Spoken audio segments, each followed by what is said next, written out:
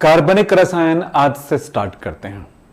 Class 12th वाले बच्चों और कुछ 11th वाले बच्चे भी हों वो चलेगा, लेकिन देख लीजिएगा कार्बनिक रसायन को स्टार्ट करना है कहां से। अगर किन चीजों को जान ले तो ऑर्गेनिक केमिस्ट्री आपके लिए आसान होने लगता है। कई बच्चों ने मुझसे ये कहा कि सर कार्बनिक रसायन यानी ऑर्गेनिक केमिस्ट्री थोड़ी सी कठिन लगती है, तो मैं आपको कहूंगा कार्बनिक रसायन सबसे सरल है।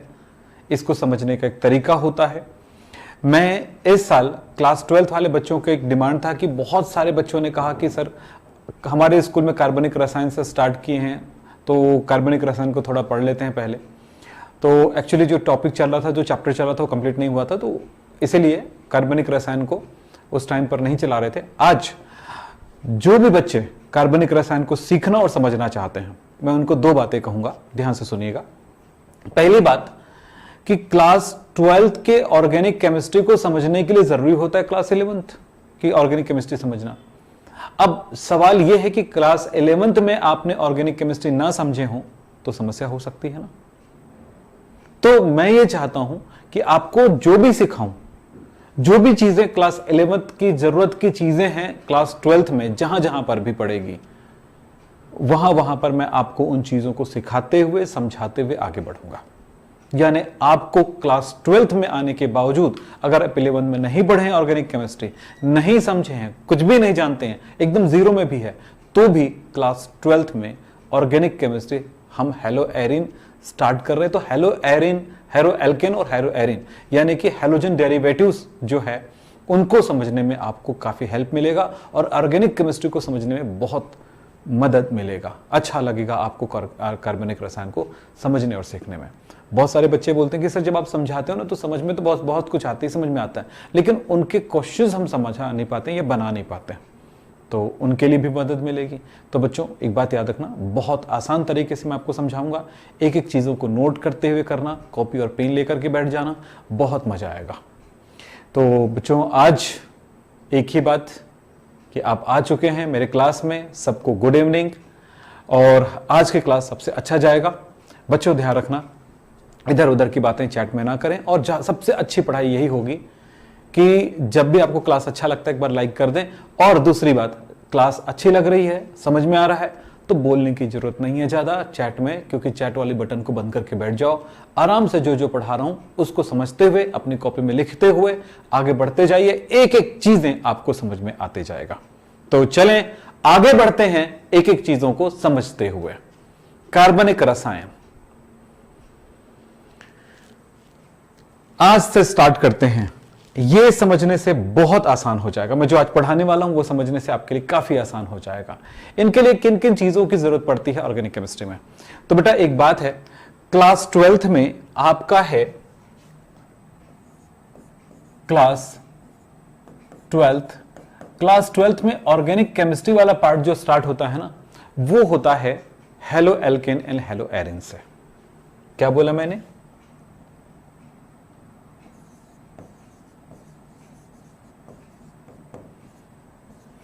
ऑर्गेनिक केमिस्ट्री कहां से स्टार्ट होता है? हेलो एल्केन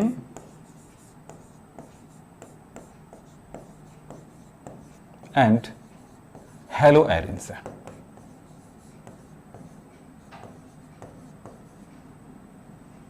पर सवाल यह है कि halo alkane and hello arenes जो है, इनको पढ़ने से पहले कुछ जानकारी हमारे पास होनी चाहिए। तो इनके कुछ बेसिक केमिस्ट्री आपकी समझ में आनी चाहिए। यानी आपको ऑर्गेनिक केमिस्ट्री समझने के लिए मैं बेसिक ऑर्गेनिक केमिस्ट्री समझाना चाहता हूं।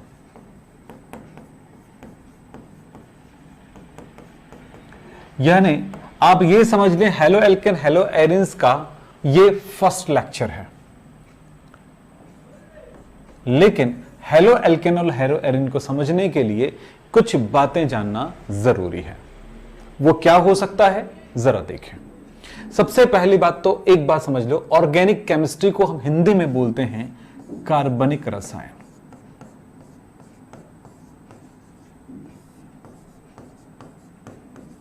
क्या कहते हैं? कार्बनिक रसायन। बेटा हमारा पूरा शरीर जो है, शरीर का अधिकांश भाग कार्बनिक रसायनों का एक पूरा का पूरा पैकेट है, पुड़िया है, जो सिस्टमैटिक तरीके से चल रहा है। एक कंपाउंड दूसरे कंपाउंड में परिवर्तित हो रही है, एनर्जी मिल रही है, ताकत मिल रहा है, शरीर का निर्माण हो रहा है। ये सारी घटनाएं अंदर चल रहा है, चाहे वो हार्मोन्स के रूप में बात करें, चाहे विटामिन की बात करें, चाहे आप प्रोटीन की बात करें, चाहे इसमें जो भी कार्बोहाइड्रेट है, जो लिपिड है, इन सब की बात करें, तो ये पूरा का पूरा चीजें जो है कार्बनिक रसायन है। सिंपल भाषा में अगर हम बात करें कार्बनिक यौगिक किसे कहें, तो हम ये कह सकते हैं ये हाइड्रोकार्बन तथा उनके व्युत्पन्न होते हैं।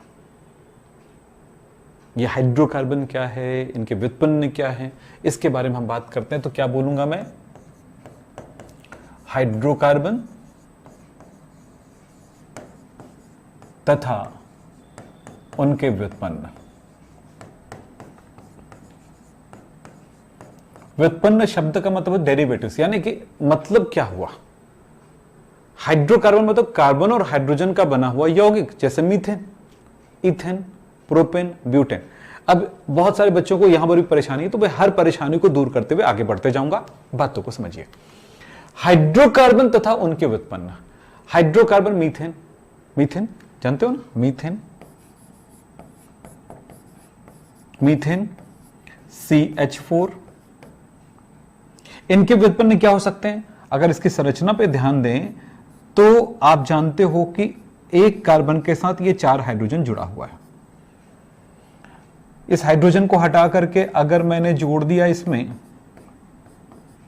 एक Cl, तो ये इनका ये मीथेन है, मीथेन का ये व्युत्पन्न हो गया। क्लोरीन के साथ मीथेन है तो इसको क्लोरोमीथेन कह देंगे।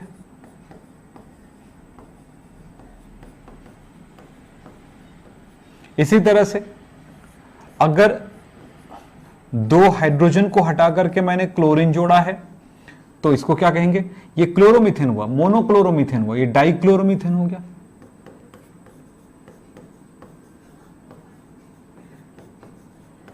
इस तरह से यहां पर चारों हाइड्रोजन को हटा करके भी कर सकते हैं, 3 हाइड्रोजन को हटा के भी कर सकते हैं। तो इनके कई तरह के यौगिक मिल सकते हैं, कई तरह के यौगिक मिल सकते हैं। जैसे अगर मैंने उसमें से एक H हटा करके एक OH लगा दिया है तो अल्कोहल है, मिथाइल अल्कोहल है, मिथेनॉल। अब ये सारी चीजें आपको तब अच्छे समझ में आएगा जब हम इनके पूरे बेसिक से डिजाइन करेंगे, अपने हिसाब से बनाएंगे ऑर्गेनिक केमिस्ट्री को, आपके हिसाब से बनाएंगे ऑर्गेनिक केमिस्ट्री को, आपके समझ के हिसाब से बनाएंगे आपका ऑर्गेनिक केमिस्ट्री को। तो बस बताइए यस और नो, तैयार है कि नहीं? आप बोलिए। बेटा मैं आज की क्लास में चाहता हूं कि कम से कम चैट पर ध्यान दें और अच्छे से पढ़ाई करें, आप भी और मैं भी आपको अच्छे से पढ़ा सकूं। तो तैयार है बच्चों? ऑर्गेनिक केमिस्ट्री में ये सारी चीजें, ऐसे CH4 लिखना, C के साथ 4 H जुड़ा हुआ है, कैसे कैसे जुड़ा है, इन बातों को समझने के लिए हमें कुछ बातों का हमें ध्यान रखना होता है। बहुत सिंपल है लेकिन अपने दिमाग में ये बना के रखना है। चलिए बात करते हैं आगे।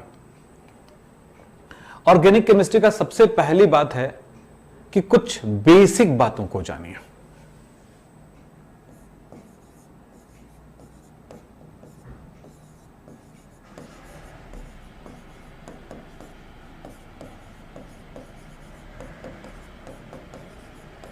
बेसिक ऑर्गेनिक केमिस्ट्री, इसमें हर बच्चे को एक छोटी सी बात को हमेशा अपने दिमाग में रखना होगा। वो ये है कि कार्बनिक यौगिकों में कौन से ऐसे तत्व हैं जो बार बार उपयोग में आते हैं। जैसे इनऑर्गेनिक केमिस्ट्री में जाओगे तो पूरी पीरियोडिक टेबल में जितने तत्व पढ़े हो, सारे तत्वों की जानकारी आपके लिए बहुत जरूरी होता है। फिजिकल केमिस्ट्री में जाओगे तो उसके भौतिकी गुणों के बारे में जानकारी जरूरी है, यानी लगभग सभी तत्वों की जानकारी संबंधित हो जाता है या उनकी प्रकृति से संबंधित हो जाता है। लेकिन कार्बनिक रसायन में केवल और केवल कुछ ही तत्व हैं जो महत्वपूर्ण हैं। आप जानते हो कौन से तत्व सबसे महत्वपूर्ण हैं? यहां पर कार्बनिक रसायन के महत्वपूर्ण तत्व कौन से हैं? वो तत्व आप सारे बच्चों को पता होगा। जब मैं ऑर्गेनिक केमिस्ट्री स्टार्ट करता हूं तो मैं यहीं से स्टार्ट करता हूं। वो एलिमेंट्स कौन से हैं, वो तत्व कौन से हैं? वो तत्व है बेटा कार्बन, वो तत्व, वो एलिमेंट्स कौन से हैं? कार्बन, सबसे ज्यादा जरूरी तत्व है कार्बनिक रसायन में। इन्हीं के बारे में हमें बहुत सारी जानकारी की जरूरत है। कौन कौन सी चीजों की जानकारी की जरूरत है? इनके बाहरी कोश में कितना इलेक्ट्रॉन होते हैं, संयोजी इलेक्ट्रॉनों की संख्या कहते हैं, संयोजी इलेक्ट्रॉनों की संख्या।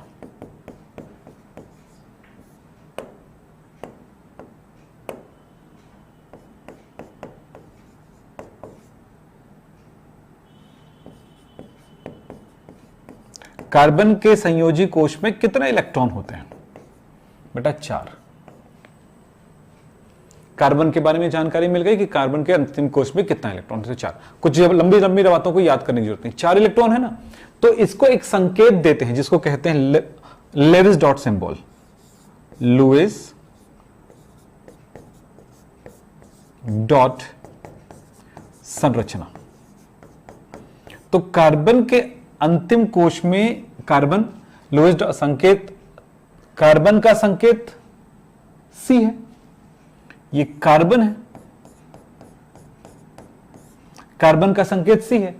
इसके अंतिम कोश में 4 इलेक्ट्रॉन है। 4 इलेक्ट्रॉन को दर्शाएंगे ऐसे 1 2 3 4।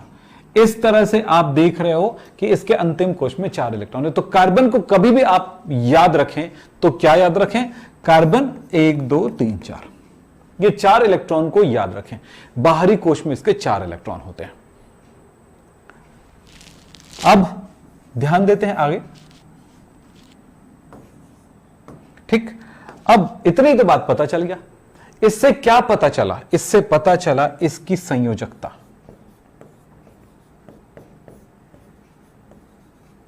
इसकी संयोजकता। तो किसी तत्व के बारे में कितनी जानकारी जरूरत है? कुछ नहीं, डायरेक्ट पता चल गया। कार्बन के अंतिम कोश में 4 इलेक्ट्रॉन, कार्बन का संकेत है C 4 डॉट। और क्या पता चला? इससे पता चलेगा कि कितने अयुग्मित इलेक्ट्रॉन हैं, जोड़े में नहीं है, अलग अलग सिंगल इलेक्ट्रॉनों की संख्या कितनी है। तो यहां पर आप देखो, संयोजकता निकालने का एक ही तरीका है, अयुग्मित इलेक्ट्रॉनों की संख्या। क्या बोला मैंने? अयुग्मित इलेक्ट्रॉनों की संख्या।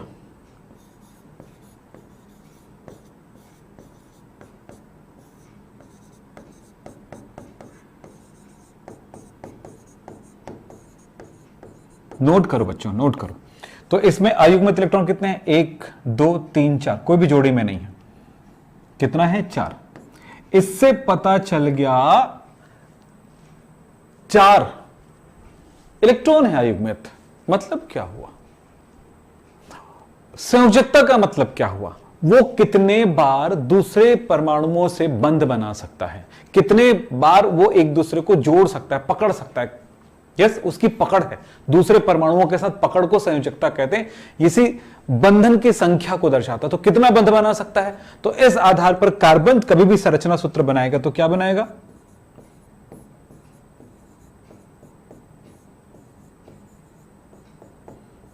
कार्बन संरचना सूत्र बनाता है, कार्बन के अंतिम कोश में 1 2 3 4 इलेक्ट्रॉन है और 1 2 3 4 बंध बनाएगा।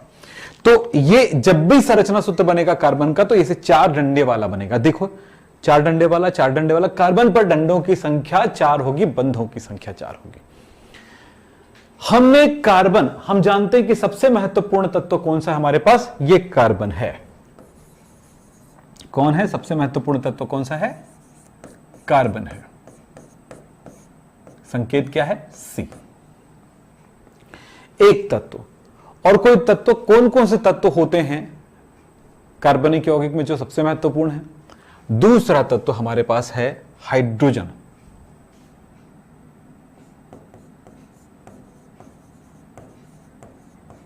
हाइड्रोजन, हाइड्रोजन का संकेत क्या है? H। हाइड्रोजन का संकेत H है। अब बताना है कि संयोजी इलेक्ट्रॉन कितने होंगे? संयोजी इलेक्ट्रॉनों की संख्या, हाइड्रोजन के अंतिम कोश में केवल 1 इलेक्ट्रॉन होता है। इसका मतलब है हाइड्रोजन का लुईस डॉट सिंबल क्या होगा? हाइड्रोजन के अंतिम कोश में 1 इलेक्ट्रॉन, 1 अयुग्मित इलेक्ट्रॉन है। संयोजकता कितनी होगी? संयोजकता क्या होता है? अयुग्मित इलेक्ट्रॉनों की संख्या। अंतिम कोश में 1 इलेक्ट्रॉन है और संयोजकता अयुग्मित इलेक्ट्रॉनों कितना है? 1 है ना, तो संयोजकता 1 है। अब इसकी संरचना सूत्र क्या होगा? एक इलेक्ट्रॉन यानी कि एक डंडे वाला होगा। अब वो डंडा ऊपर लगाओ, नीचे लगाओ, इधर लगाओ, उधर लगाओ, आपकी मर्जी। तो इस तरह से ये हुआ। तीसरा कोई तत्व है, बताओ कौन सा तत्व है भाई? इसका महत्वपूर्ण तीसरा तत्व कार्बन हाइड्रोजन। ऑर्गेनिक केमिस्ट्री में कार्बन होता है,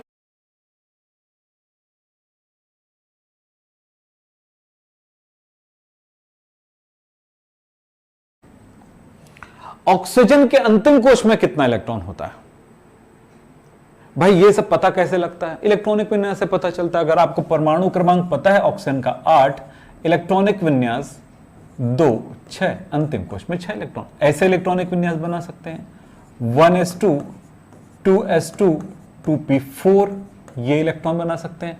पहला ऊर्जा स्तर, दूसरा ऊर्जा स्तर। पहले ऊर्जा स्तर में 2 इलेक्ट्रॉन, दूसरे ऊर्जा स्तर में 6 इलेक्ट्रॉन, 2 और ये 4। अंतिम कोश को ही देख रहे हैं तो इसमें देखो 2 इलेक्ट्रॉन, p में 3 कक्षक होते हैं तो कितना हुआ? 1, 2, 3, 4। 2 युग्मित है और 2 अयुग्मित है। लोबस डॉट संरचना इसी से बन जाएगा, या नहीं तो डायरेक्ट यहीं से काम करते हैं। अंतिम कोश में इलेक्ट्रॉन कितना है? 6, ये 6। अंतिम कोश में इलेक्ट्रॉनों की संख्या 6। दूसरी बात, लुईस डॉट संरचना क्या होगी?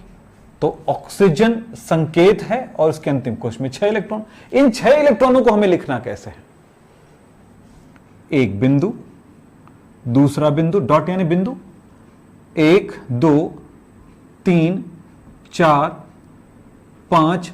अच्छा, 4 एक एक करके भरे, लेकिन अगला 5वां जब भर रहे हैं तो हम उनको जोड़ी बनाते हुए भरेंगे, क्योंकि हमारे पास सिर्फ स्थान 4 है। किसी भी परमाणु के अंत में 4 स्थान होते हैं जहां पर इलेक्ट्रॉन भरा जाता है। तो हमने भरा 4, 5वां में क्या हुआ? युग्मित हो गया, ये 6वां। अब देख लो भाई इसमें क्या नजर आ रहा है। हो गया। कैसे बनाया मैंने? Oxygen O 1, 2, 3, 4। 5वां कहीं से भी युग्मन कर लो, यहां से 5 कर लो या यहां कर लो, यहां पे कहीं से भी करो, एक ही मतलब 5, 6। तो 2 युग्मित है, 2 अयुग्मित है। अब आपको बताया था संयोजकता बंध बनाने की क्षमता कितनी है, तो संयोजकता अयुग्मित इलेक्ट्रॉनों की संख्या है। तो इसमें अयुग्मित इलेक्ट्रॉन 2 है। सिंगल, युग्मित यानी जोड़ी, अयुग्मित यानी सिंगल।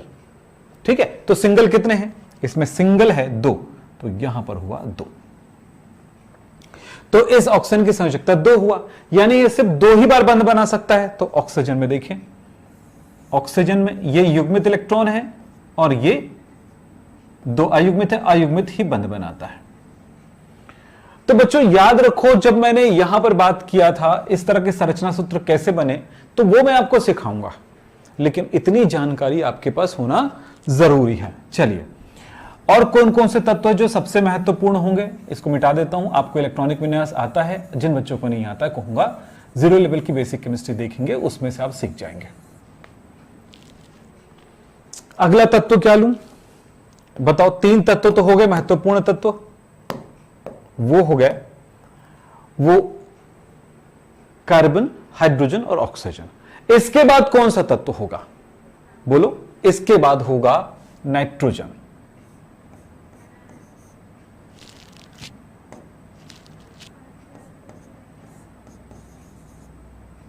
Nitrogen, N। नाइट्रोजन का संकेत है N। तो पहला लिखना है संयोजी इलेक्ट्रॉनों की संख्या, यानी संयोजी कोश में कितने इलेक्ट्रॉन होते हैं नाइट्रोजन के? नाइट्रोजन का परमाणु क्रमांक है 7, 2 और 5। अंतिम कोश में इलेक्ट्रॉन है 5, ये 5।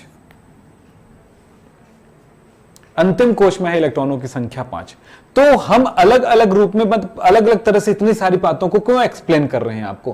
क्योंकि उसकी जानकारी आपको होनी चाहिए, यानी फाइनल जानकारी ये होनी चाहिए, तब काम चलेगा, अन्यथा नहीं चलेगा। मेरे साथ लिख रहे हो ना आप सब? बताओ। रतन जी पूछो बच्चों से कि वो लिख रहे हैं कि नहीं लिख रहे हैं, जरूर बच्चे बताइए, और बहुत अच्छा होगा इन चीजों को सीखना। चलो साहब, 5। तो नाइट्रोजन का लेविस डॉट सिंबल क्या होगा बच्चों, बताओ? आप सब अपनी कॉपी में मेरे से पहले बना लो, क्योंकि समझ चुके हैं, बस इतना जानकारी होने से सब कुछ क्लियर है ना? सही है ना? तो चलो अगला स्टेप है लुईस डॉट संकेत। तो लुईस डॉट संकेत में नाइट्रोजन का संकेत N है, 5 इलेक्ट्रॉन है, 1 2 3 4 5। अब अगली बात लिखने है संयोजकता यानी वैलेंसी। संयोजकता है कितनी? संयोजकता है अयुग्मित इलेक्ट्रॉन जितने हैं 3, तो संयोजकता है इसकी 3। फिर बात होता है कि इसका अगला संरचना सूत्र क्या दिखाई देगा। तो नाइट्रोजन ये युग्मित इलेक्ट्रॉन हुआ, 3 अयुग्मित है, तो तीनों अयुग्मित इलेक्ट्रॉन ही बंध बनाता है, तो इसकी 3 बंध बनाने की क्षमता है। तो संरचना में वो बंधों की संख्या दिखाई देगा। चलिए साहब, अब नाइट्रोजन के बाद अब मैं अगला तत्व लेता हूं हैलोजन। ये सबसे महत्वपूर्ण है आपके लिए। हैलोजन में क्या आता है? हैलोजन को हम एक्स से दर्शाते हैं, और ये कौन कौन से तत्वों को कहते हैं? फ्लोरीन, क्लोरीन, ब्रोमीन, आयोडीन, इन तत्वों को हम हैलोजन कहेंगे। हैलोजन को चाहे फ्लोरीन, क्लोरीन, ब्रोमीन, आयोडीन को दिखाने के लिए हम एक्स कॉमन संकेत लेते हैं, सबके लिए एक सामान्य संकेत लेते हैं एक्स।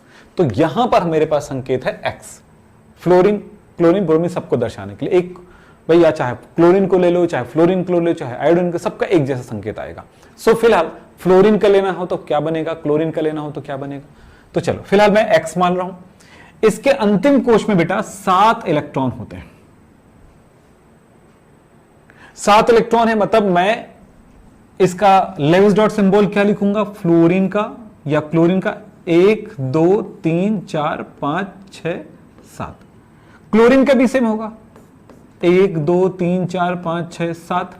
तो भाई मैं ऐसा हर किसी के लिए यहां पर लिखते जाऊंगा तो मुश्किल हो जाएगा। सो मैंने उसकी जगह पर एक संकेत लगाया है, वो है एक्स। हैलोजन के लिए किस संकेत को उपयोग करेंगे? हैलोजन शब्द बोलेंगे तो एक्स, फ्लोरीन को बोलेंगे तो फ्लोरीन, क्लोरीन बोलेंगे तो क्लोरीन Cl, आयोडीन बोलेंगे तो I, ब्रोमीन बोलेंगे तो Br। तो फिलहाल मैं हैलोजन बोल करके इसको समझा रहा हूं। ये 7 इलेक्ट्रॉन, एक्स हो गया 7, 1 2 3 4 5 6 7, इस तरह से 7 इलेक्ट्रॉन इनमें होते हैं।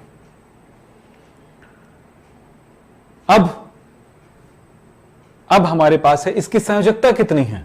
देखो अयुग्मित कितना है? 1। संरचना सूत्र बनते समय क्या बनने वाला है? एक्स। ये युग्मित इलेक्ट्रॉन 3 बार हमको नजर आ रहा है, 1 अयुग्मित, और यही बंध बनाएगा। इस तरह से हमें यह समझ में आ चुका है कि इन तत्वों का लेविस डॉट सिंबल क्या है।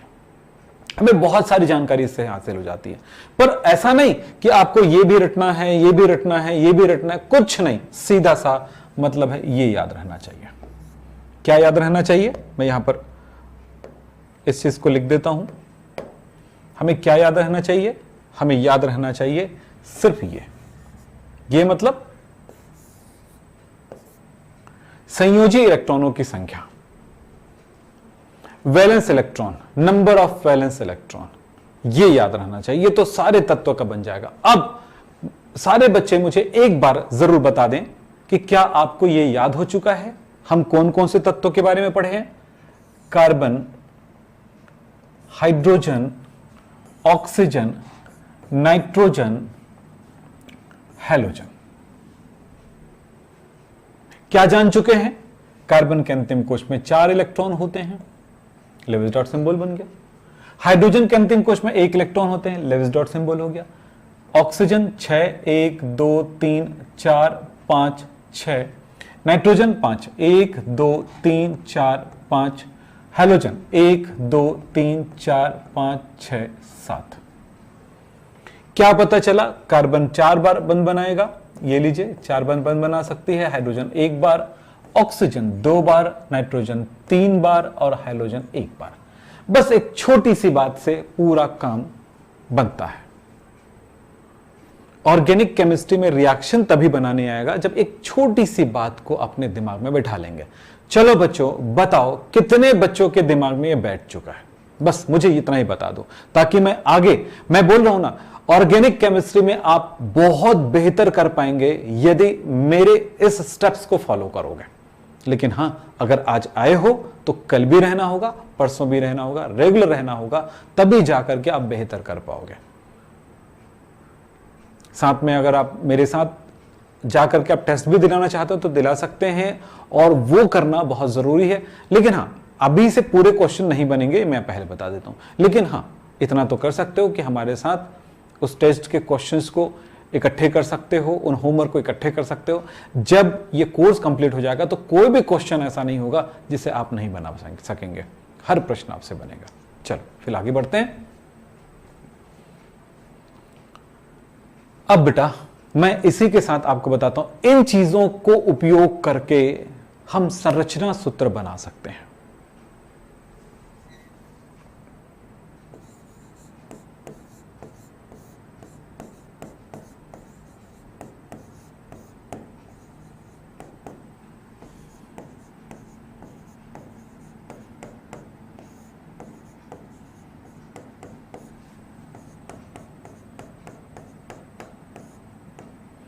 यौगिकों का संरचना सूत्र बनाना जरूरी है, क्योंकि रिएक्शन करेंगे, और जब संरचना सूत्र पता होगा तभी हम योगात्मक अभिक्रियाएं, प्रतिस्थापन अभिक्रियाएं, संगणन अभिक्रियाएं, विलोपन अभिक्रियाएं कर पाएंगे। ये अभिक्रियाएं, इतनी ही प्रकार की अभिक्रियाएं तो होती है कार्बनिक यौगिकों में, जो अलग अलग नामों से जाना जाता है। तो हम उन अभिक्रियाओं की तरफ जा सकेंगे जब संरचना सूत्र हमें बनाने आएगा। तो संरचना सूत्र, इसको कहा जाता है इंग्लिश में स्ट्रक्चरल फॉर्मूला।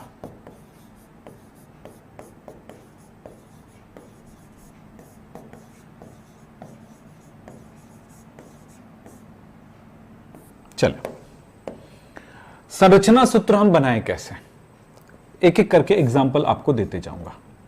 ये चीजें आपके दिमाग में आ गया कि नहीं ये देख लो, आपको ये याद रखना है।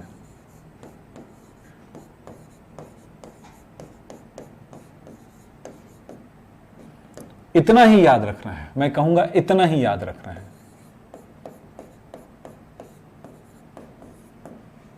इतना ही याद रखना है, फिर सब कुछ ऑर्गेनिक केमिस्ट्री आपकी पकड़ में आ जाएगा।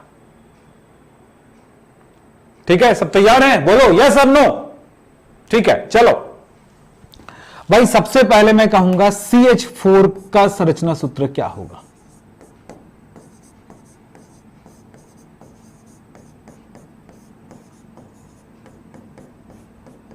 चलो बच्चों बताओ, CH4, देखो कोई भी यौगिक देखोगे ना तो उसका फॉर्मूला एक निश्चित फॉर्मूला होगा। वही फॉर्मूला क्यों होगा इसके बारे में हम आगे बात करेंगे, क्योंकि आज हमें 12th के ऑर्गेनिक केमिस्ट्री की तरफ बहुत जल्दी फ्लो करना है, बहुत जल्दी बढ़ना है आपको।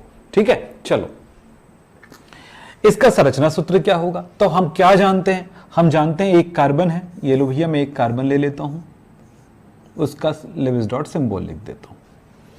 मुझे यहां पर पता चल रहा है भाई हाइड्रोजन 4 है, एक हाइड्रोजन अपने एक अयुग्मित इलेक्ट्रॉन। एक्चुअली होता क्या है, अपने अयुग्मित एक परमाणु दूसरे परमाणु के अयुग्मित इलेक्ट्रॉन के बीच में शादी करवाता है, ब्याह रचवाता है, यानी उनको जोड़ी बनवाता है। आगे दिमाग में क्या बोला मैंने, एक परमाणु हाइड्रोजन अपना एक इलेक्ट्रॉन, उसका बच्चा है। कार्बन का 4 इलेक्ट्रॉन है, चारों अयुग्मित है, तो चारों की शादी करवाएगा, ये भी करवाएगा। साझे, मैं यहां पर इस शब्द को दूसरे रूप में लूंगा, विज्ञान की भाषा में साझेदारी कराएगा, यानी शेयरिंग करवाएगा, दोनों के बीच में साझेदारी होगा, यानी दोनों इलेक्ट्रॉन अयुग्मित इलेक्ट्रॉन एक दूसरे से नजदीक आ जाएगा। सो ऐसा होगा कि ये युग्मित हो जाएगा, जहां युग्मित हुआ तो बंधन नहीं हो सकता, वो बंध नहीं बना सकता। तो कितना हुआ, कार्बन ये काम कितने बार करता है, 4 बार करता है, जबकि हाइड्रोजन कितने बार करता है, केवल 1 बार करेगा, क्योंकि उसमें एक ही अयुग्मित इलेक्ट्रॉन है। ये अयुग्मित मतलब जोड़े में नहीं है। ऑक्सीजन कितने बार करेगा, 2 बार करेगा, तो अयुग्मित है।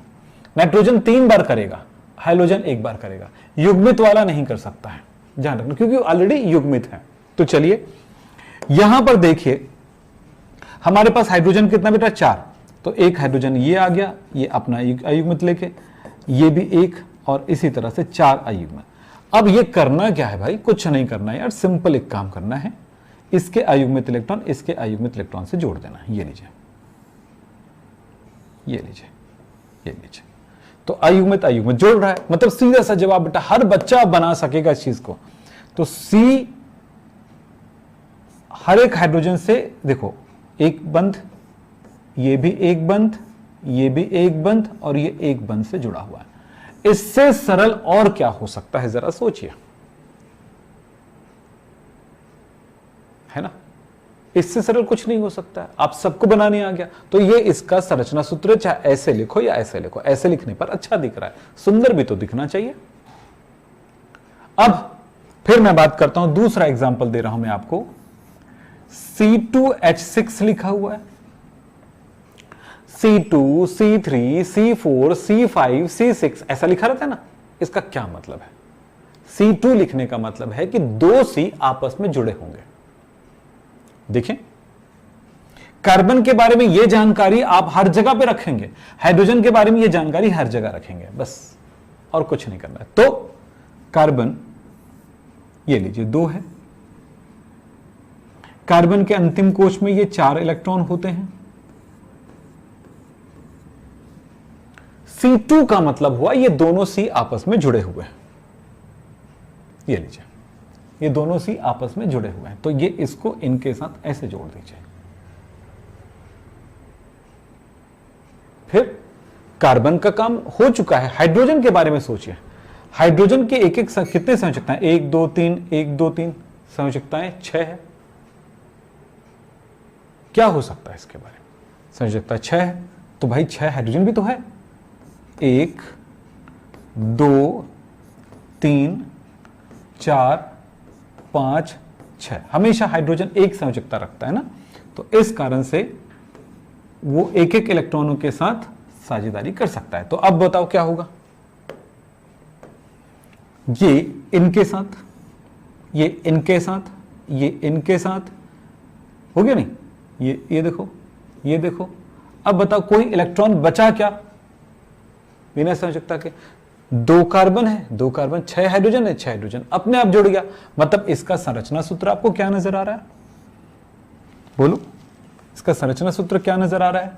C single bond C, 2 carbon के बीच में सिंगल बॉन्ड है। ये एक डंडा मतलब एकल बंध, सिंगल बॉन्ड। हाइड्रोजन और कार्बन के बीच में भी एकल बॉन्ड है। ये ले हाइड्रोजन, ये लीजिए, ये लीजिए, ये लीजिए। इन बंध को बनते हुए जब आप देख रहे हो, संरचना सूत्र बना रहे हो, तो एक समय ऐसे आएगा कि आप रिएक्शन करना सीख जाओगे। संरचना सूत्र नहीं जानोगे तो रिएक्शन कभी नहीं कर पाओगे, याद रखना। ये पहला लेक्चर है आपका, सेकंड लेक्चर जाते जाते बहुत कुछ सीखने लग जाओगे। तो बच्चों याद रखो, जितनी ईमानदारी से तैयारी करोगे, जितनी ईमानदारी से पढ़ोगे, उतनी ईमानदारी से आपकी समझ पैदा होगी। और प्रैक्टिस बहुत करना है आपको, ध्यान रखना। अगर इस लेवल की पढ़ाई से स्टार्ट करोगे, कभी तकलीफ में नहीं आओगे। मैं अगली बात कर रहा हूं, तीसरा। अगर मैं कहता हूं मेरे पास है CH3OH, तो इसका मतलब क्या हुआ? यहां पर 3 परमाणुओं की जानकारी होनी चाहिए। कार्बन के अंतिम कोश में 4 इलेक्ट्रॉन, हाइड्रोजन के अंतिम कोश में 1 इलेक्ट्रॉन, ऑक्सीजन के अंतिम कोश में 6 इलेक्ट्रॉन, ऑक्सीजन के अंतिम कोश में 6 इलेक्ट्रॉन। ये बात है। ये जो मैंने डंडे लगा दिए इसको भूल जाओ यार, इतना तो याद रहना चाहिए, ये याद रहना चाहिए, क्योंकि वही अयुग्मित इलेक्ट्रॉन ही डंडा बनाता है, आपको पता चल गया। तो 3 तत्वों की जानकारी आपके पास दिमाग में आ चुका है, इनको उपयोग करो। चलो कैसे? कार्बन, पहले एक एक करके आगे बढ़ते जाए ना, कार्बन का काम कर लें, फिर अगला काम करेंगे, फिर अगला काम करेंगे, ऐसे आगे बढ़ते जाएंगे। तो कार्बन अंतिम कोश में 4 इलेक्ट्रॉन होते हैं, सारे बच्चों को पता है। इस कार्बन के बाद हाइड्रोजन की बात करता हूं, तो ये लिखा हुआ है कार्बन फिर हाइड्रोजन H3, कार्बन हो गया, हाइड्रोजन H3, मतलब इस कार्बन को 3 H है, मिला है, तो हमने लिखा H, एक ये इनके साथ जुड़ गया, सीधे लगाते जाओ, लगाते जाओ। अगला H, ये लीजिए लगा दो, 2 हो गया, चाहे इसमें लगाओ या इसमें लगाओ। अगला है ये लीजिए, कहीं भी लगाओ, आपकी मर्जी। एक बच गया, एक बचा है, मतलब एक उम्मीद की किरण नजर आ रही कि आगे की चीजों को मैं जोड़ सकता हूं। तो ऑक्सीजन, ऑक्सीजन के बारे में मुझे पता है, अंतिम कोश में 6 इलेक्ट्रॉन होते हैं, 2 युग्मित और 2 अयुग्मित। ये अयुग्मित इनके साथ एक बॉन्ड बना लेगा, बन गया। अब फिर एक और उम्मीद की किरण नजर आ रही है कि भाई इसके आगे कुछ जोड़ना है, हाइड्रोजन दिया है, हाइड्रोजन ले लिए और ये जोड़ दिया, तो इसके संरचना सूत्र बन गया। इस तरह से आप आगे प्रैक्टिस करते जाइए बच्चों। क्या आप इसे बना सकते हैं?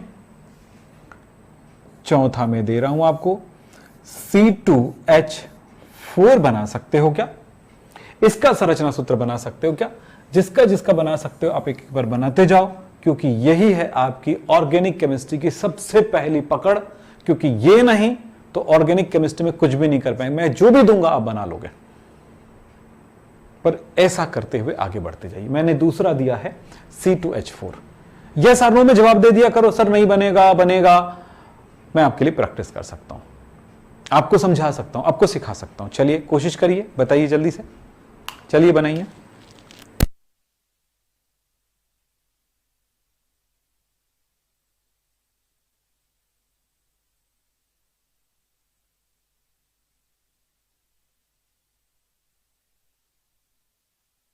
तो बताइए जल्दी से। तो यहां पर है बेटा 2 कार्बन, फिर वही बात, 2 कार्बन है मतलब कार्बन C जुड़ेगा आपस में। तो कार्बन कार्बन कार्बन के अंतिम कोश में 4 इलेक्ट्रॉन होते हैं, ये लीजिए। कार्बन के अंतिम कोश में कितने इलेक्ट्रॉन होते हैं? 4। चलिए फिर अब ये होगा कि एक बंध से तो आपस में जुड़ ही जाएंगे। ये लीजिए, इस कार्बन पर देखो कि कितने और हाइड्रोजन जुड़ सकते हैं। 1 2 3, इधर भी 1 2 3, यानी 3 3 6 हाइड्रोजन चाहिए, जबकि मेरे पास है सिर्फ 4 हाइड्रोजन। जितना उस अणु में है उतना ही बताएंगे ना, अपने से नहीं कर सकते। तो एक काम करते हैं, इसको और इसको 2 हाइड्रोजन दे दें, या यूं कह सकते हैं कि भाई अगर मैं एक एक इलेक्ट्रॉन को और ऐसे जोड़ दूं दोनों के, तब इस जगह पर और इस जगह पर, इस जगह पर एक और इस जगह पर एक, इस जगह पर एक, इस जगह पर एक, यानी कि इसमें 2 और इसमें 2 जुड़ सकता है। तो मैं सोच रहा हूं इसको 1 दे देता हूं, फिर इसको 1 दे देता हूं, हो गया 2 हो गया इसमें, और ये हो जाएगा 2 इसके साथ। ये इस तरह से हम देख रहे हैं कि कार्बन कार्बन के बीच में यहां पर डबल बॉन्ड बना और दोनों में 2 हाइड्रोजन जुड़ गया। ये सेम है भाई, इसमें बड़े सुंदरता से दिख रहा है, इसमें थोड़ा सा कचरा जैसा दिख रहा है, पर है तो ही। तो ऐसे ही सोचना। एक बार और सोच के देखो, C2H2 में क्या हुआ होगा? हमें यहां पर देखो, कार्बन की एक विशेषता होती है कि वो सिंगल बॉन्ड आपस में, कार्बन कार्बन के बीच में सिंगल बॉन्ड, एकल बंध, या डबल बॉन्ड या ट्रिपल बॉन्ड भी बना सकता है। इन चीजों को भी ध्यान में रखना है आपको। चलो बनाओ।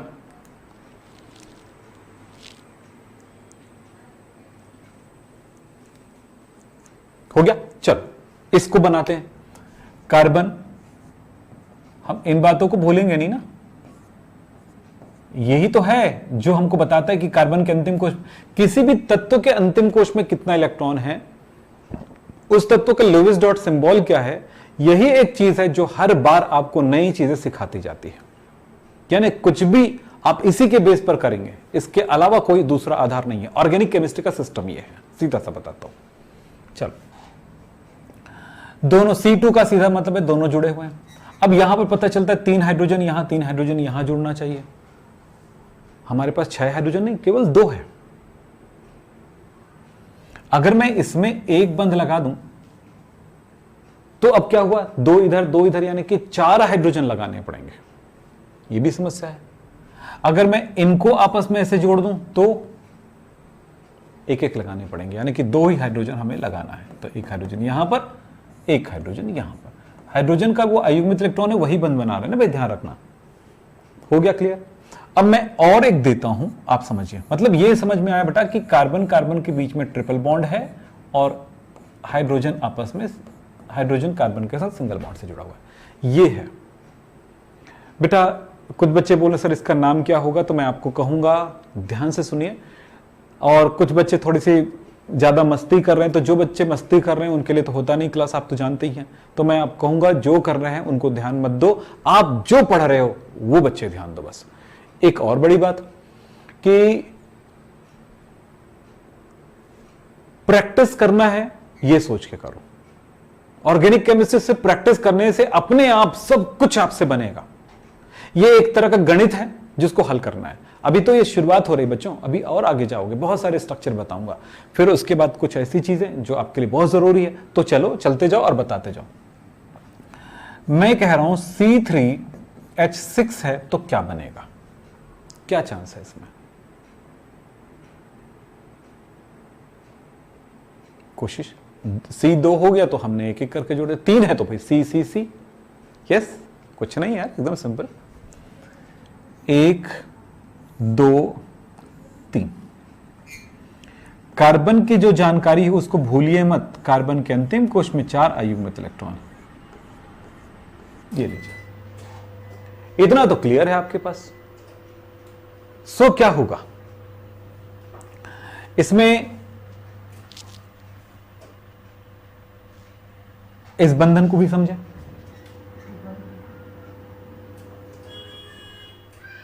ये लीजिए, तो होगा। अब हाइड्रोजन मुझे 6 जोड़ना है। 2 3 4 5 6 7 8 जुड़ेगा, 8 जुड़ेगा।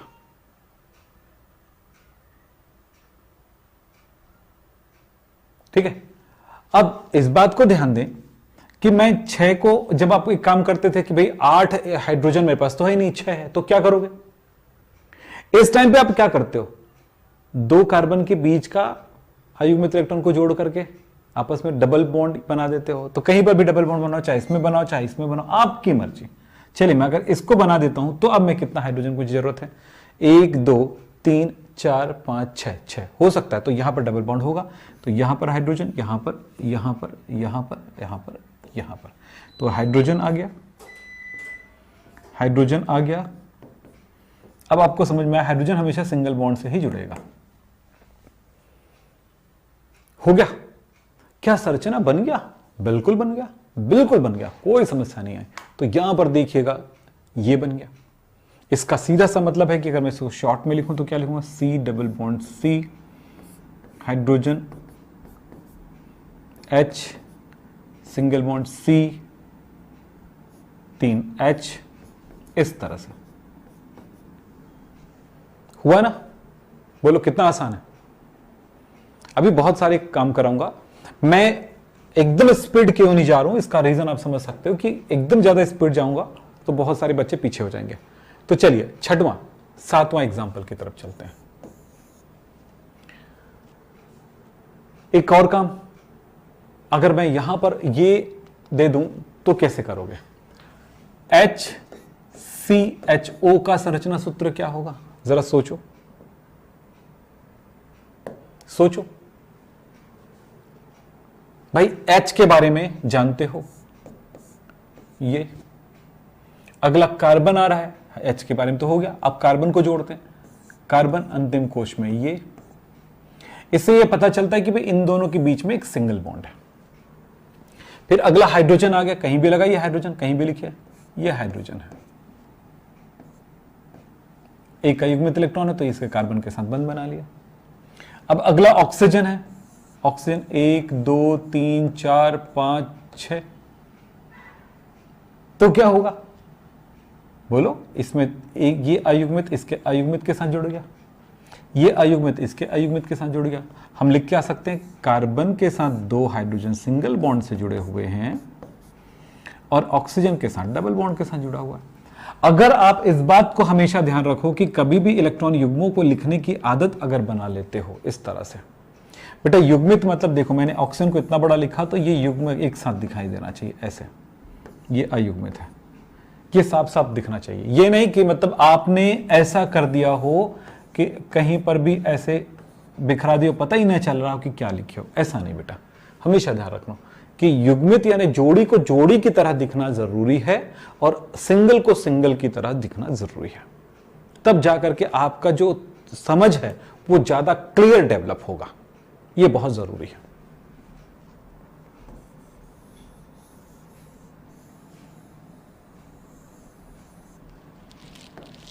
ये हो गया। अब बताओ इसको कैसे बनाओगे, CH3CHO को।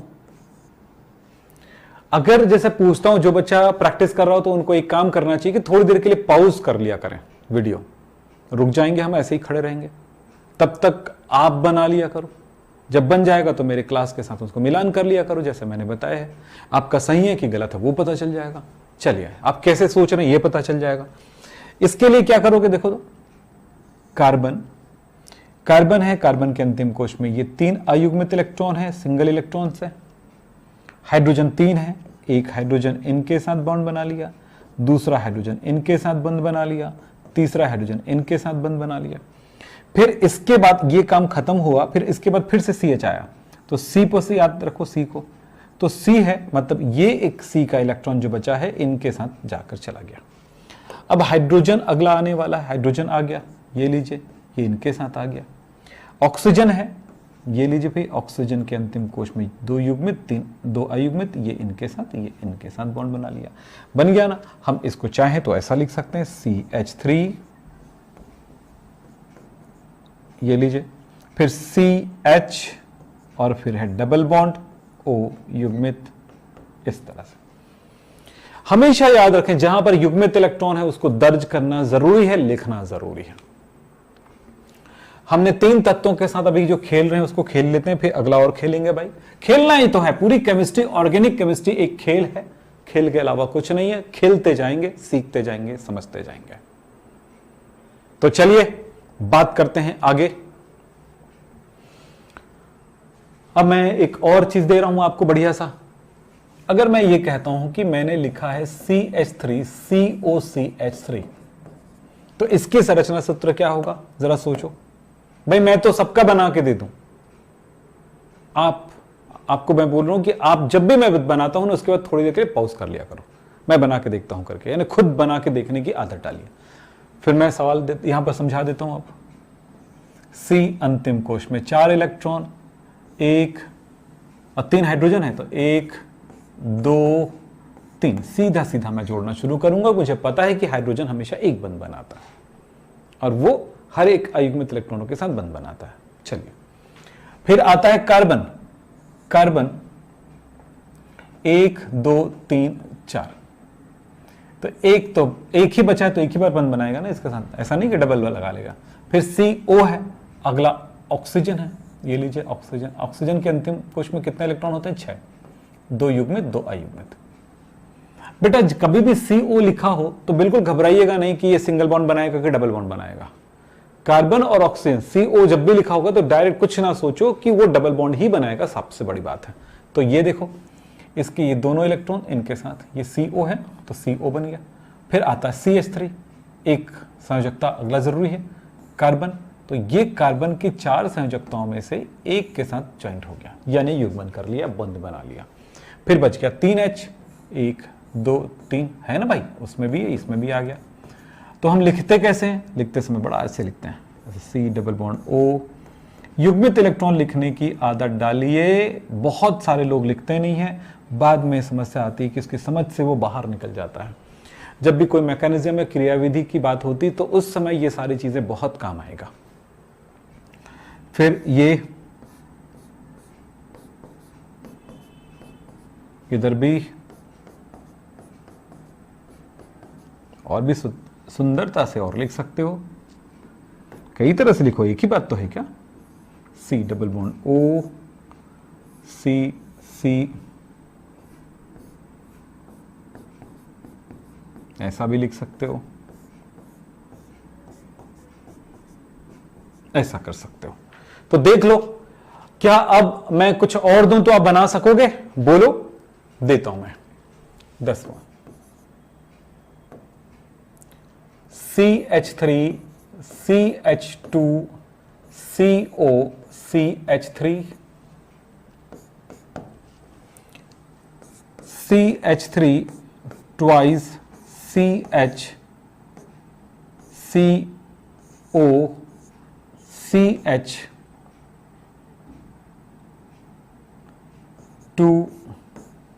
3CH3।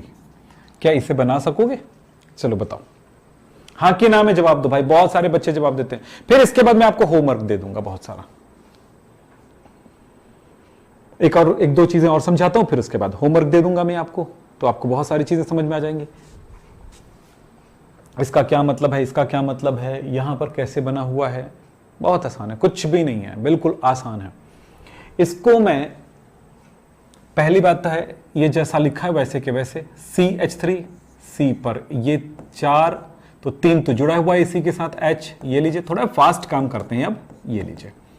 फिर अगला पार्ट है ये CH2, तो CH2 का क्या मतलब हुआ कि भाई इस जगह पर C है, ये लीजिए। 2 H जुड़ा हुआ है, एक और ये दूसरा, तो ये इनके साथ जुड़ेगा ना भाई, तभी तो भाई कोई भी परमाणु एक दूसरे के साथ लिंक नहीं है, ऐसा नहीं, लिंक है, जुड़ा होगा, किसी न किसी तरह जुड़ा होगा, वो तो रहेगा ही रहेगा। फिर इसके बाद है ये CO, अगला फिर आ रहा है CO, तो C का इनके साथ ज्वाइंट हो गया। अब CO का सीधा सा मतलब है कि भाई डबल बॉन्ड O। क्यों डबल बॉन्ड O, क्यों डबल बॉन्ड O, ये भी दिखा देता हूं मैं आपको क्यों। O युग्मित 2 अयुग्मित 2, तो अयुग्मित इनके साथ बॉन्ड बना लिए, ये लीजिए। फिर आता है इसकी बारी CH3 का, तो C 1 2 3 4 इनके साथ बॉन्ड और ये 3H।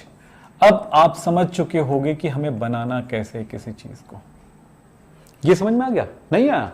देखो भाई CH3 ट्वाइस, इसका मतलब है कि CH3 मेरे पास 2 बार है, ये इसका मतलब हुआ। और तब CH3 में एक संयोजकता बचती है, क्योंकि कार्बन के 4 संयोजकताओं से 3 H जुड़ा हुआ, तो एक संयोजकता बचा हुआ है, एक संयोजकता बचा हुआ है, जो किसके साथ जुड़ जाएगा, इस CH के साथ जुड़ जाएगा, CH के साथ जुड़ जाएगा। फिर उसके बाद कौन आएगा, CO का सीधा सा मतलब आप क्या जानते हो, एक संयोजकता बचा है, डबल बॉन्ड O से जुड़ना है। फिर उसके बाद कौन आएगा, ये CH2, तो CH2 होगा 3 बार। क्यों, क्योंकि CH2 में क्या हुआ बेटा, CH2 में C के 4 संयोजकताओं में 2 के साथ तो हाइड्रोजन है और 2 बचे हुए हैं, तो 2 संयोजकता एक के बाद एक लिंक करते जाएगा। फिर अगला टर्म पारी आती है ये CH3 के लिए, ये लीजिए। अब आप चाहो तो इसको ओपन करके लिख सकते हो, ओपन करके लिख सकते हो अलग अलग। कैसे ओपन करोगे जरा समझो। CH3 ये लीजिए, करके देखो, थोड़ा फास्ट बता दिया मैंने, अब हर बार एकदम स्लो तो नहीं रह सकते ना। तो ये डबल बॉन्ड O, CH2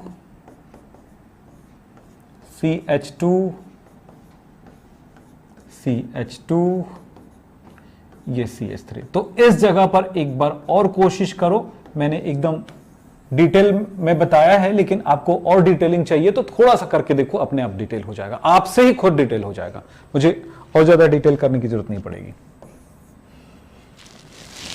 12 अगर मैं कहूं मेरे पास है CH3 CONH2, तो क्या आप इसे बना सकते हैं? बोलो।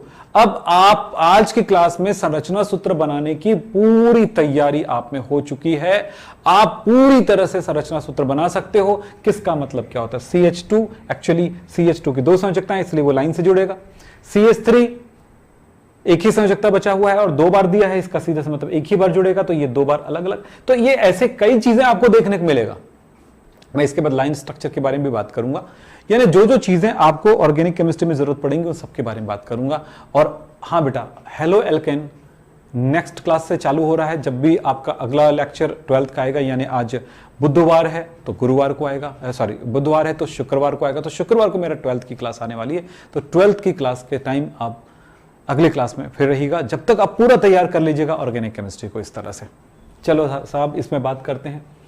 CH3 CONH2 कैसे बनाओगे? C के बारे में जानते हो ना बेटा, तो जो जानते हो उसको तो बिल्कुल पूरा करो यार। ये है 3H, ये लीजिए 3H। फिर उसके बाद आता है CO, फिर मैं बात करूंगा भाई CO की बात करता हूं तो C 4 संयोजकताएं जिसमें से एक के साथ बॉन्ड ये हो गया, और O है तो O का मतलब तो जानते हो, 2 संयोजकताएं एक इनके साथ एक इनके साथ। फिर N के बारे में क्या जानते हो? नाइट्रोजन के बारे में जानते हो कि अंतिम कोश में 5 इलेक्ट्रॉन होता है। 4 हो गया और ये 5, ये बंध नहीं बनाता है, युग्मित बंध नहीं बनाता, अयुग्मित बनाता है, तो एक इनके साथ बंध बना लिया। फिर उसके बाद होता है H2, ये H इनके साथ, H इनके साथ, हो गया। ऐसे ही करते रहना है, ऐसे ही करते जाना है। तो मैं आपको कुछ होमवर्क देता हूं, ध्यान से देखिएगा, बहुत जरूरी है। होमवर्क,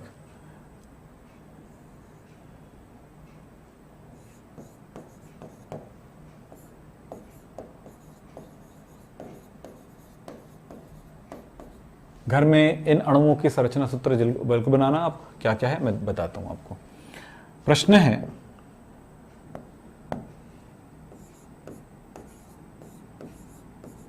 निम्नलिखित का संरचना सूत्र बनाइए।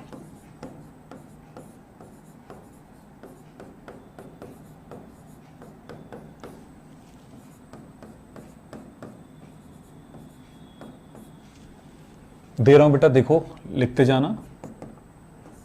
HCHO,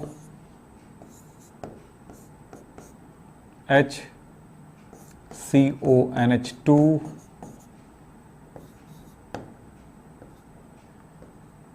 CH3, COOH,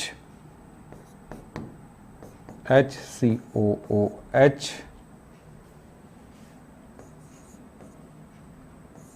CH3, OC2H5,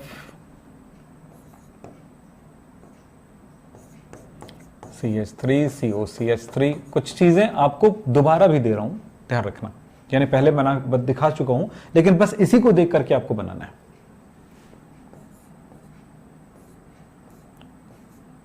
C3H4,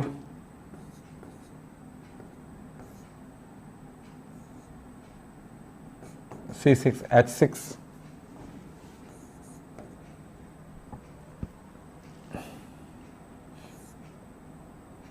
C2H5, COOCH3,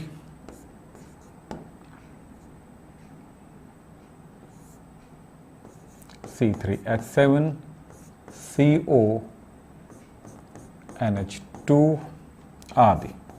अब बस इतना कर लिए, आपको संरचना सूत्र बनाने का कॉन्फिडेंस आ गया और आप बेहतर कर पाएंगे। यह होता है पहला काम कि आपको संरचना सूत्र बनाने आना चाहिए।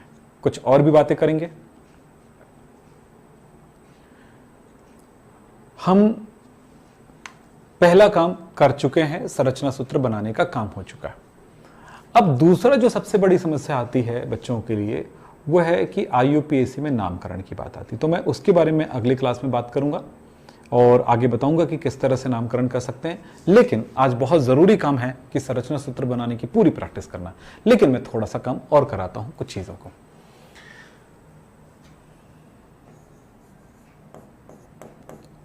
कार्बनिक यौगिकों में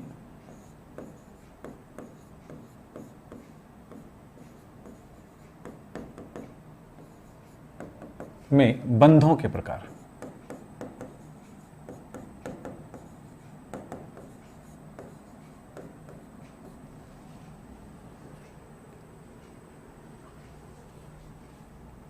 इसको हम दो तरह से लेते हैं बंधों के प्रकार को।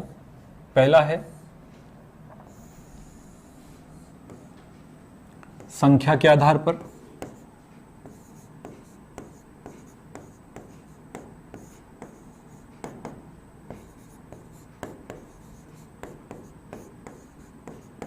और दूसरा है प्रकृति के आधार पर।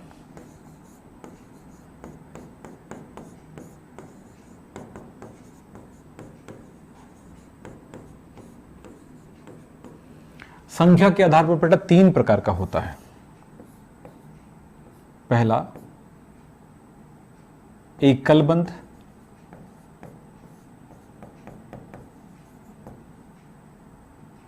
सिंगल बॉन्ड,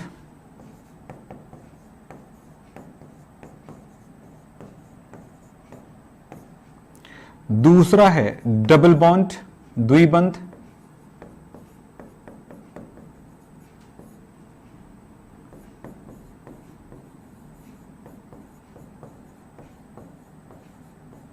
और तीसरा है ट्रिपल बॉन्ड, त्रिबंध।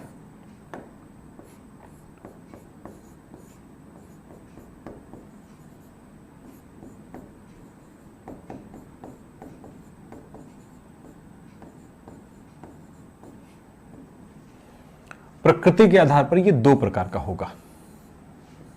एक है सिग्मा बंध,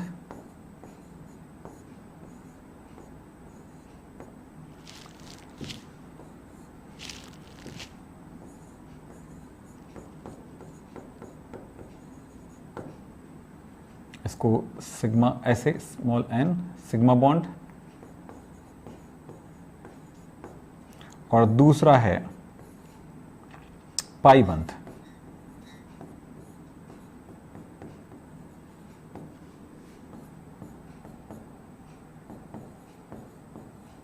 इस तरह से तो बंध के आधार पर जो बंधों के प्रकार जो होते हैं कार्बनिक यौगिकों में, जो 2 परमाणुओं के बीच जो बंध होता है वो 2 आधार पर देखा गया, single double and triple, sigma बंध, पाई बंध। अब एक यहीं पर थोड़ा सा मैं दिखा देता हूं। जैसे कार्बन के बीच में देखें सिंगल बॉन्ड है, ये डबल बॉन्ड है, ये इस तरह से कार्बन। अच्छा, मैं कार्बन ना लेके 2 ए बी बस लिख देता हूं ना, तो ज्यादा अच्छा रहेगा। उदाहरण में 2 परमाणु ए और बी जुड़ा हुआ है सिंगल लाइन से, ए और बी जुड़ा हुआ है डबल लाइन से, डबल बॉन्ड होगा ये। ए और बी 2 परमाणु में जुड़े हुए हैं 3 लाइन से, तो ट्रिपल बॉन्ड हो गया। ठीक है। सिग्मा बंध, पाई बंध अति व्यापन के प्रकार पर निर्भर करता है। हेड ऑन ओवरलैपिंग है, पूर्ण तरह से आपस में जुड़े हुए हैं, सिग्मा बंध स्ट्रॉन्ग बॉन्ड होता है। लेकिन साइड वाइज ओवरलैपिंग है तो पाई बॉन्ड बनता है। इसकी डिटेल जानकारी हम आगे जब हम ऑर्गेनिक केमिस्ट्री पढ़ेंगे तो जहां जहां पे जैसी जैसी परेशानियां आती जाएंगी उनको क्लियर करते जाएंगे। आज की क्लास को बढ़ चढ़ के पढ़ना है, अपने दोस्तों को शेयर करना है, और क्वेश्चन जो होमवर्क दिया है उनको बना कर लाना है। अगर आप होमवर्क बना के दिखाओगे, बहुत सारे प्रश्न मैंने होमवर्क में अलग से और दिए हैं, नीचे लिंक दिया, उसमें भी जाकर के आप होमवर्क पूरा करोगे तो बहुत अच्छा कर पाओगे। फिलहाल सिग्मा और पाई बंध कहां पर नजर आते हैं मैं आपको यहां पर दिखाना चाहूंगा। जितने भी सिंगल बॉन्ड होते हैं बेटा, जितने भी सिंगल बॉन्ड होते हैं उनमें सिर्फ सिग्मा बॉन्ड होता है। लेकिन जब 2 परमाणुओं के मध्य, चाहे वो डबल बॉन्ड हो, चाहे 2 परमाणुओं के मध्य वो ट्रिपल बॉन्ड हो, हर स्थिति में एक सिग्मा होगा, बाकी ये पाई होगा, और ये एक सिग्मा होगा, बाकी ये दोनों यहां पर पाई बॉन्ड होगा। मैं आपको ज्यादा बेहतर तरह से यहां पे बता देता हूं सिग्मा पाई बंध, और कहां पे कौन सा बॉन्ड है इनके एग्जांपल भी दे देता हूं। चलिए देखिए,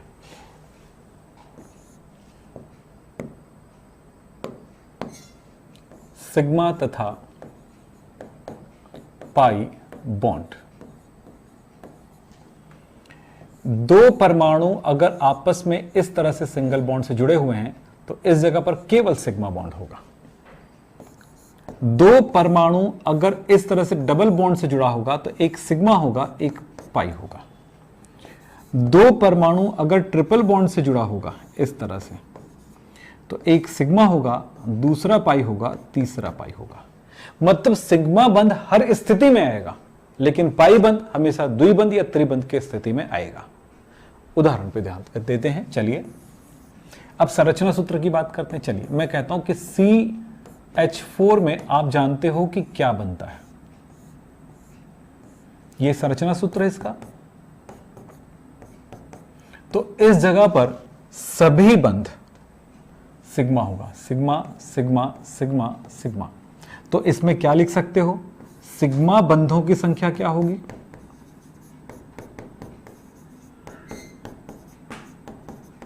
इसमें सिग्मा बंधों की संख्या है 4 और पाई बंधों की संख्या क्या होगी?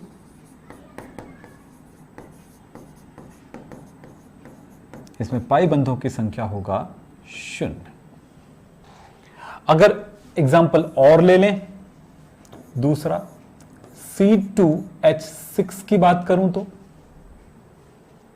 क्या होगा, जरा देखें।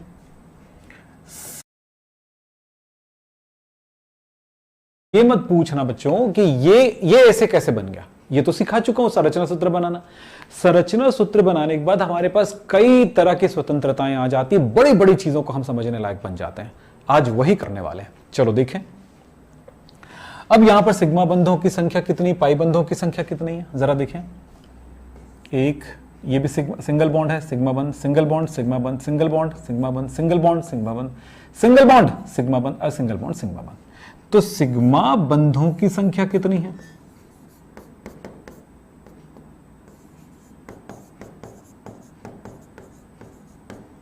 सिग्मा बंधों की संख्या यहां पर है 1 2, तो इस अणु में देख रहे हैं 3 3 6 और 1 7। पाई बंधों की संख्या कितनी है?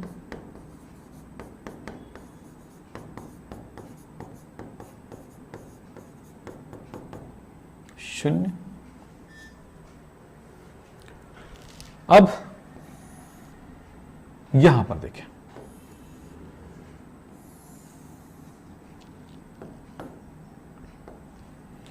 तीसरा एग्जांपल, C2H4 में सिग्मा और पाई बंधों की संख्या कितनी है? CH4, C double bond C, और ये इसकी संरचना सूत्र है। बता चुका हूं ना, सिखा चुका हूं मैं आपको, पर प्रैक्टिस करना है आपको। 12th को बहुत मजेदार बना सकते हो आप, और इतना मजेदार कि आप समझ लो कि क्लास का टॉपर भी बनोगे और दिमाग भी काम करेगा और हमेशा इसको खेलने और पढ़ने का मन करेगा। यह बहुत जरूरी बात कह रहा हूं, ध्यान से सुनिएगा। अब बताओ बच्चों कि इसमें सिग्मा बंध कितने हैं? यह सिग्मा बंध है, यह भी सिग्मा बंध है, जबकि इसमें 2 बंध है यानी डबल बॉन्ड है, यानी कि एक सिग्मा है एक पाई है। यह सिग्मा है और यह सिग्मा है। तो यहां पर नंबर ऑफ सिग्मा बॉन्ड क्या होगा? कितना होगा बोलो? 1 2 3 4 5। लेकिन वहीं पर नंबर ऑफ पाई बॉन्ड्स कितने होंगे? Number of pi bonds 1 only, 1।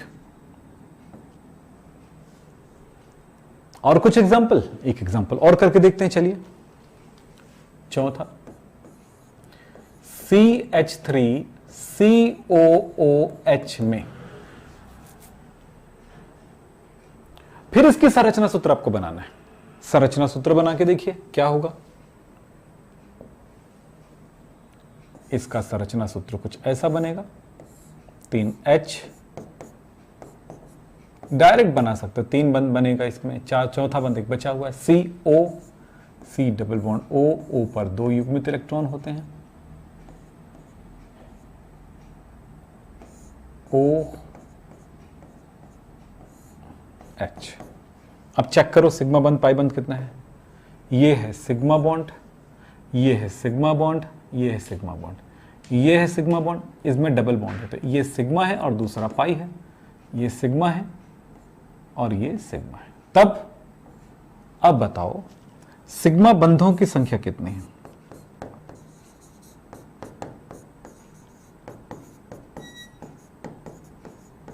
Sigma बंधों की संख्या 1 2 3 4 5 6 7, 4 3 7। पाई बंधों की संख्या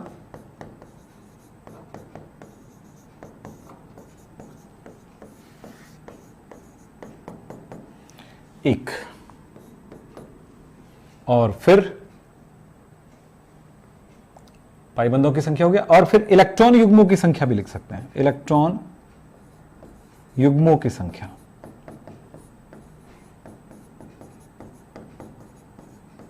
इसको कह सकते हो नंबर ऑफ LP।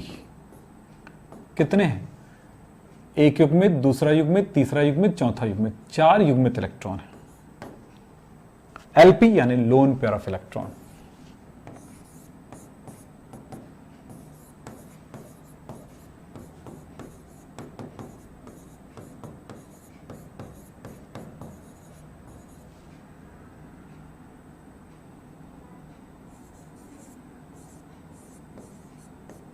युग्मित इलेक्ट्रॉनों की संख्या।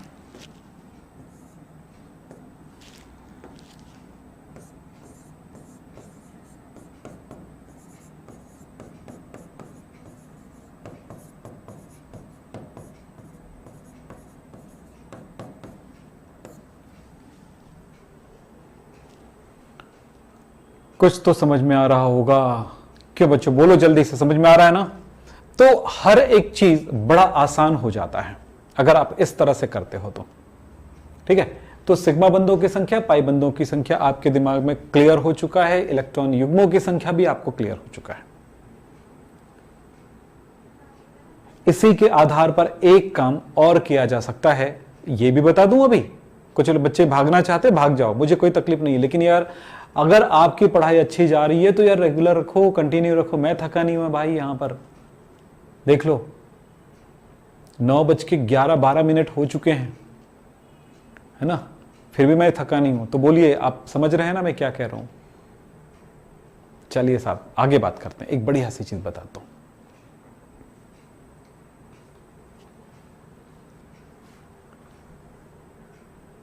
आप आज की क्लास में क्या सीखे? चलो थोड़ा सा रिवीजन ही कर देते हैं, फिर उसके बाद बात करते हैं। आज की क्लास में आपने क्या सीखा? आज की क्लास में मैंने आपको कहा है कि कार्बनिक रसायन आज से सीखना शुरू कर सकते हैं, आज से स्टार्ट कर दीजिए। आपने क्या सीखा? लास्ट में मैं और एक नई चीज सिखाऊंगा। आपने सीखा कि भाई किसमें कौन कौन से तत्व हैं ऑर्गेनिक केमिस्ट्री में जिनके बारे में हमको पढ़ना है। Carbon, hydrogen, oxygen, nitrogen, halogen. तब अगर यहां पर कहूं कि संरचना सूत्र बनाना आप सीख गए, तो ये संरचना सूत्र बनाना सिखाया गया। फिर दूसरी क्या बात की कि बंधों के प्रकार जाने, सिग्मा बंध, पाई बंध कैसे निकालना, ये पता चल गया। साथ में आपको ये भी पता चल गया कि यहां पर lone pair of electrons he lone pair electron बंध नहीं बनाते हैं। तो सिग्मा बंधों की संख्या, पाई बंधों की संख्या। एक और बात होता है कि जैसे मैं अगर यहां पर बोलता हूं बच्चों की CH3 Cl का संरचना सूत्र इसमें बात करूं तो C पे देखो 3 H तो जुड़ा ही हुआ है, Cl 3 इलेक्ट्रॉन युग्म, ये देखो। तो यहां पर तो आपको क्लियर हो चुका होगा कि इस जगह पर कितने युग्मित है, कितने सिग्मा बॉन्ड हैं और कितने लोन पेयर हैं। तो सिग्मा बंधों की संख्या 4 है, पाई बंधों की संख्या 0 है और एलपी की संख्या यहां पर कितना है? 3 है। हर जगह पर निकाल सकते हो। जरूरत के टाइम पे मैं आपको संकरण बताऊंगा निकालना, आपको प्रेरणिक प्रभाव, मेसोमेरिक प्रभाव, इन सब के बारे में भी बात कराऊंगा। तो अगला क्लास जो होगा हमारा हेलो एल्केन, उसे कैसे, हेलो एल्केन होता क्या है, इसे कैसे प्राप्त किया जाता है, उसका वर्गीकरण क्या है, उसको बनाने की विधियां, रिएक्शन कैसे याद किया जाए, सब के बारे में क्लियर बताते जाऊंगा। आईयूपी से नेमिंग के बारे में भी अच्छे से बात करूंगा। तो हर चीज सीखेंगे, समावता भी सीखेंगे। तो भाई पढ़ना है। आज की क्लास काफी लंबा हो चुका है, सो मैं कहूंगा कि ये क्लास पूरा देखें, पूरा प्रैक्टिस करें और बहुत कुछ सीखेंगे आप। एक बात और, प्राथमिक कार्बन, द्वितीयक कार्बन, तृतीयक कार्बन क्या होते हैं, ये भी आपको जानना है। तो बाद में बात करेंगे ना, चलेगा? तो चलिए, आज हमने चैट पे ज्यादा बात नहीं किया क्योंकि आज पढ़ना था, सीखना था। समय देंगे आपको बात करने के लिए, आप जो भी बात करना चाहेंगे वो कराएंगे हम आपको। आज की बातें यहीं पे समाप्त करते हैं। नमस्कार, धन्यवाद, थैंक यू वेरी मच।